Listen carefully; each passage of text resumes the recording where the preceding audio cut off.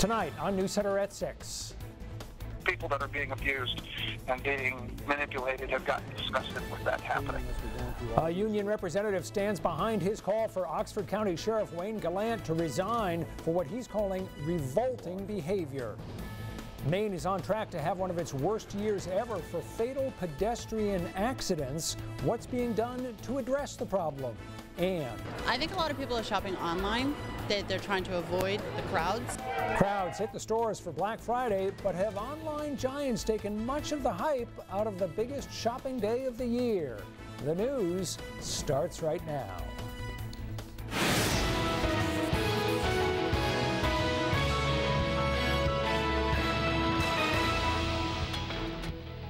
Good evening. I'm Rob Caldwell in for Pat Callahan. And I'm Cindy Williams. A union representative is calling for Oxford County Sheriff Wayne Gallant to resign after the sheriff admitted to sending lewd photos of himself to an unnamed person. News Center's Chris Costa joins us now with more. Chris, another turn in this story. The sheriff is under investigation by a lawyer representing Oxford County.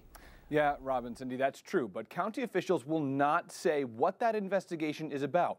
Ray Cote, who works for the Teamsters Local 340, says the county commissioners should recommend that Sheriff Gallant be removed from office. Now, this call comes after Cote received claims that the sheriff sent inappropriate messages or pictures of himself to at least one employee and a girlfriend of another employee and asked them for sex. County Administrator Scott Cole says the independent investigation into Gallant stems from information they received in early November, but he would not confirm or deny what that information is or if those allegations sparked the investigation. News Center has obtained sexually explicit photos that Gallant allegedly sent to the employee's girlfriend, which show Gallant's face as well as his genitalia. When confronted by that employee, Cote says Gallant allegedly threatened that person's job. These claims come to light after Sheriff Gallant admitted to sending a person a picture of his genitalia taken in his office while wearing his uniform. This investigation is just getting started. I believe that as people see that individuals are coming forward and talking about what's happened with them, and I'm talking about bargaining unit members, that more bargaining unit members will come forward and speak about their experiences. Reached out to Sheriff Gallant for comment but got no answer, and according to the Maine Constitution, the governor is the only person who can remove a sheriff from office. The union representative also believes that the chief deputy, Hart Daly, knew about Gallant's behavior and did not take action, and he called for Daly to resign as well. Daly responded to that, saying, quote, "I can state that I was completely unaware of these alleged allegations and other issues until they were made public. I never discussed any of these issues with the sheriff and had no previous knowledge of the situation.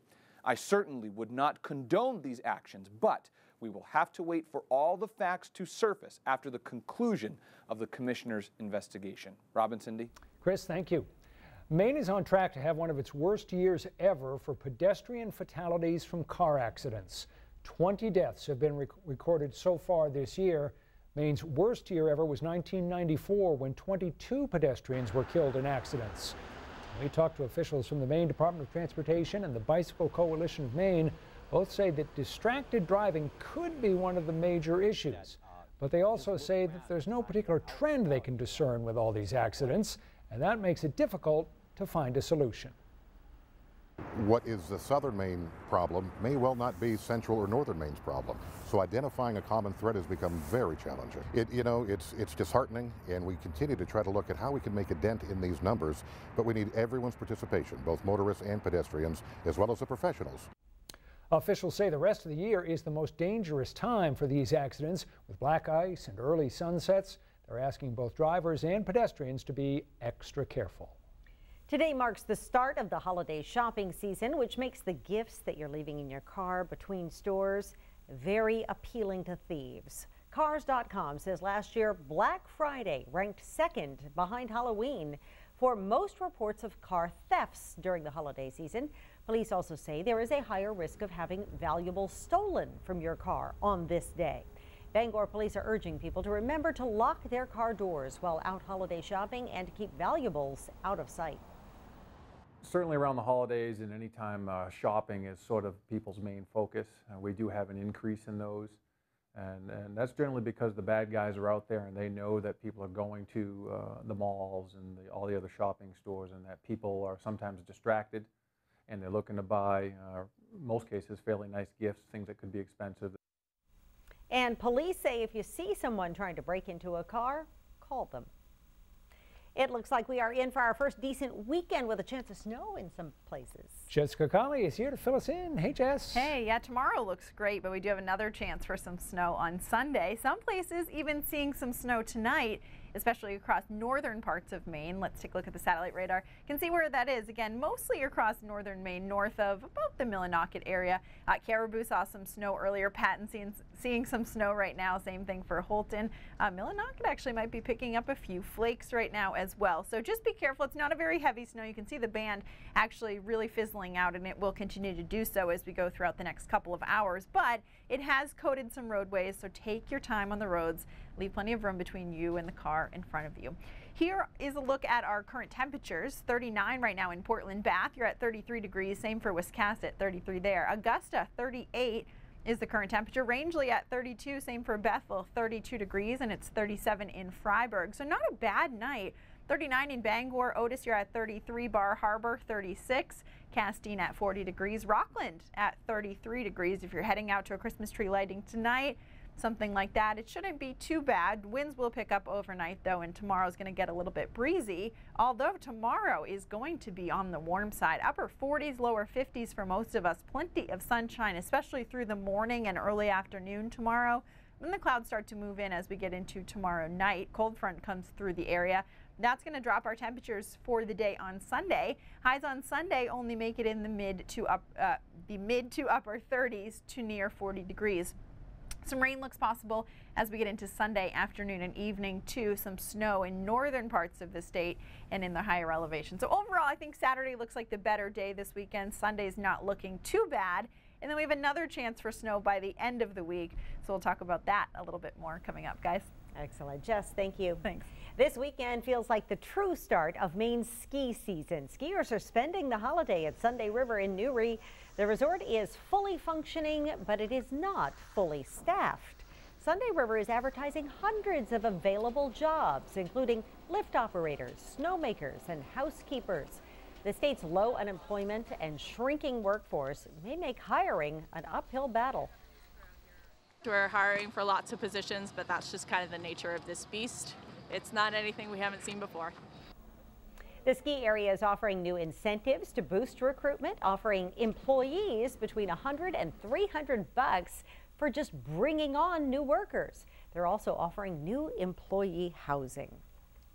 Still ahead, the ongoing battle over one of the hottest real estate markets in the state. And what city officials are doing about it when we come back.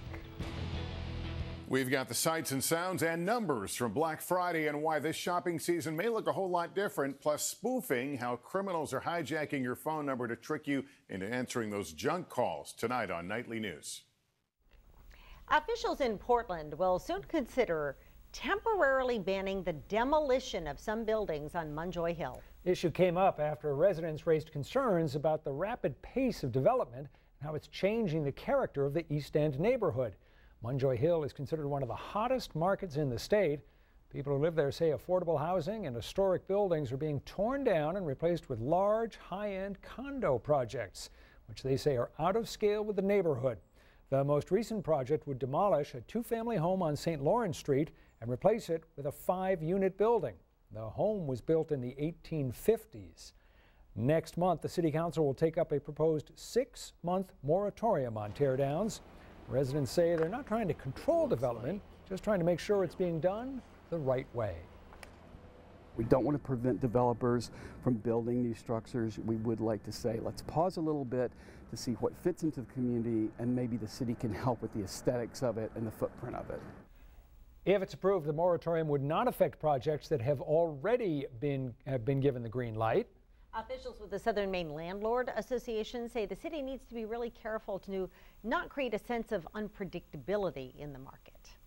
Up next, Maine's Black Friday shoppers hit the stores, but are fewer people taking part in that tradition? I thought it was going to be like really packed, but it's like a normal day. That story and Jess returns with a look at your full forecast next. But first, a look at your almanac.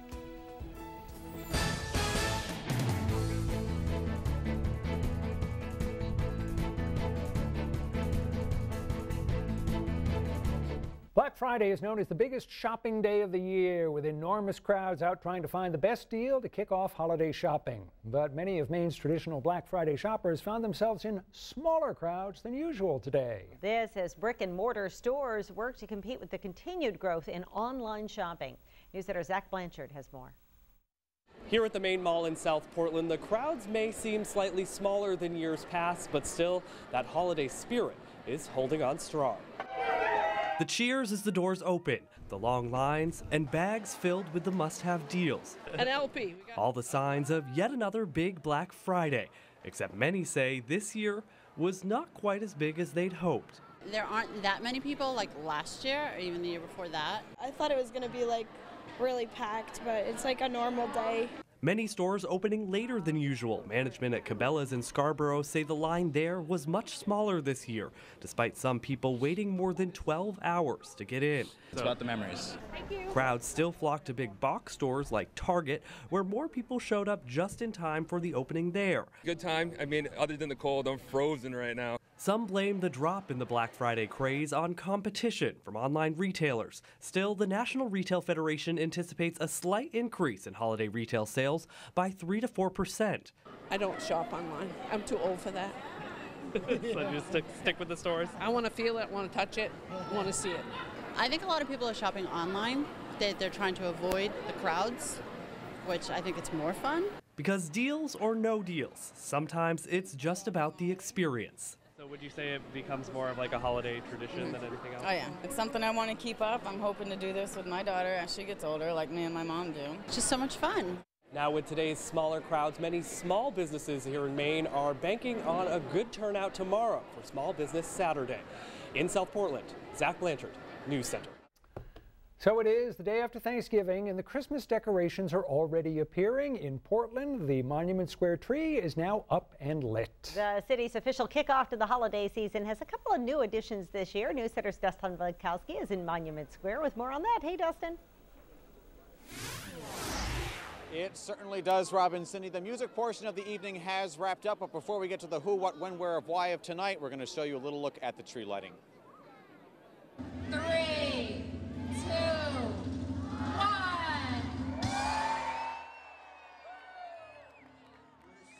And that right there is one pretty fir tree. It's only the second time a fir tree has been used for this event. This one was donated by a Westbrook woman. Tonight also featured free hot chocolate and cookies at the public library for the first time, and music from members of the Portland Symphony Orchestra. Of course, you can't have a party in Portland without some happy Mainers, and I talked to them tonight. Unfortunately, one of them was a Giants fan. What's something that's special about Maine during the holidays? Just how everybody, just kind of comes together. Everything just seems a lot more peaceful, a lot more friendly, and everything. Just, it's a good place to be. Oh, a lot of festivities like this, going to tree lightings, going to Festival of Trees, and just experiencing some of the beauty of the Christmas decorations and things. All right, Robin, Cindy, and if you have any last-minute Christmas wishes, what can they do to get them to you? They have to be good boys and girls. And I know that's hard for some of you. All right, Robin, Cindy, there you have it. Free eggnog and free horse and wagon ride still until 8 o'clock tonight. Come check it out in Portland. Back to you two. I'm not sure it's been determined yet if we're on the naughty or nice list. I think we all know ourselves. We're very nice, right? Jess is on the nice list. No question about that.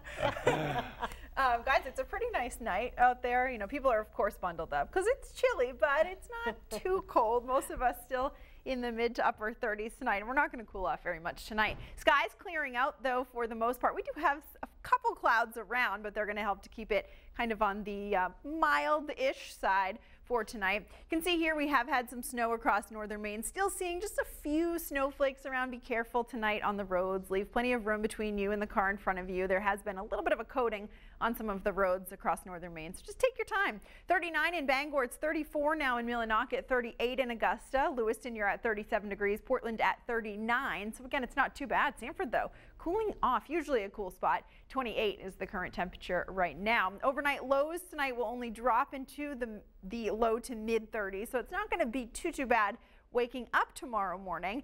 And those temperatures continue to warm up as we go throughout the day tomorrow too. Tomorrow's going to be a pretty nice day. If you have any outdoor plans, want to start putting up those lights tomorrow, a good day to do it. It should be pretty nice. We'll start as we get into tomorrow morning with temperatures in the upper 30s and lower 40s at 8 o'clock. Going through the day, mostly clear skies. That means plenty of sunshine, and that looks like the situation certainly for tomorrow. Now by 1:30 tomorrow afternoon, look at these temperatures. Very nice in the upper 40s and lower 50s, around 53 in Bangor, Rockland around 52, Augusta around 50 degrees, in Portland warming up to around 51. So again, a good day to spend a little time outdoors if you can. Cold front comes through tomorrow night. That's going to drop our temperatures. We'll cool off tomorrow night down into the mid to upper 30s with some low 40s along the coast. And then as we get into Sunday morning, we'll start the day with temperatures in the mid 30s for most of us. The day on Sunday is going to get interesting. During the morning hours and into the early afternoon, it's still looking pretty good. We'll see mostly clear skies with increasing clouds by Sunday afternoon. This model is not showing up quite as much, but it looks like a storm system will approach our area for Sunday. So we'll look at that in just a second. For the day tomorrow, it is going to be nice and mild. It's going to be nice and bright, but we will see breezy conditions too. Winds gusting to 20 to 25 miles an hour through tomorrow afternoon. Watching this next storm system here for Sunday, northern Maine could pick up another couple inches of snow along the coast. In eastern Maine, it looks like it'll stay mostly rain, but something to keep an eye on for sure. Again, not a huge storm. Most of the models putting out around an inch in the mountains and higher elevations. I know most of them want the snow, of course, for the ski resorts. Northern Maine could pick up another inch or two for Sunday night into Monday.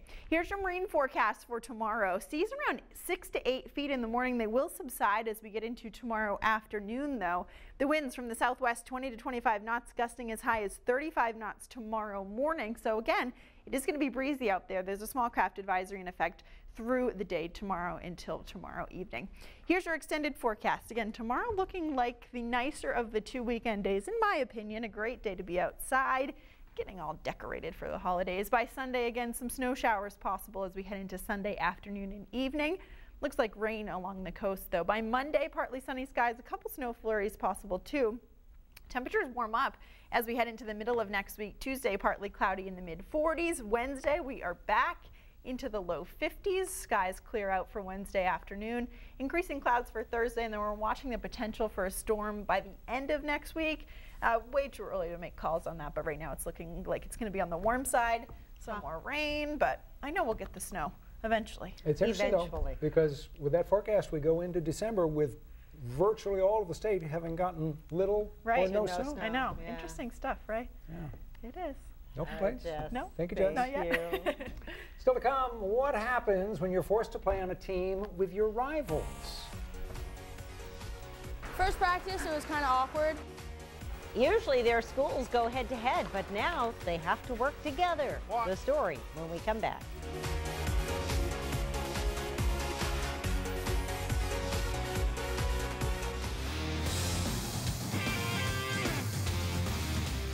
Welcome back to News Center at 6. I'm Emily Milliron. A busy day on the ice. The Bruins hosting the Pittsburgh Penguins earlier this afternoon.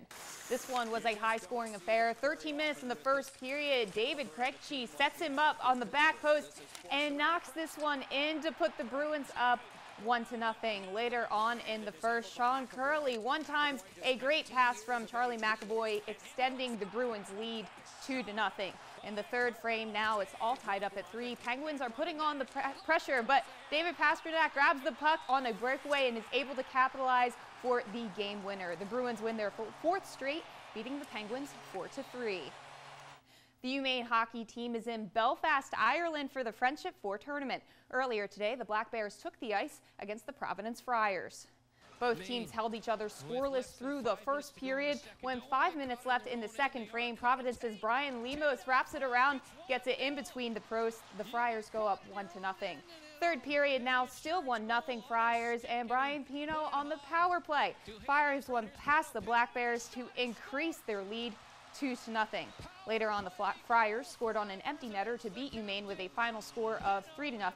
Next up, the Black Bears will play RPI in the Friendship 4 tournament at 10 a.m. Maine time tomorrow. From college to high school, sports thrive off of pride, competition, and of course rivalries. As the winter sports season is just around the corner, teams are preparing for those big games ahead. And for two schools that usually clash on the field and courts, it is on the ice that they have to work together. I got it. Winslow and Gardner. I got it. Two high schools just 30 miles apart. Now get timing. Normally competitors, but unified on the ice. The Black Tigers girls ice hockey team. But when the schools first came together a year ago, it wasn't easy. It was kind of messy. We only had a couple practices a week. It was weird at first because we didn't know them. First practice, it was kind of awkward. Gardner did not have a girls ice hockey team prior to last season. Evelyn Hinckley is one of 7 Gardner girls that came together with the Winslow program, a newcomer to an already established team.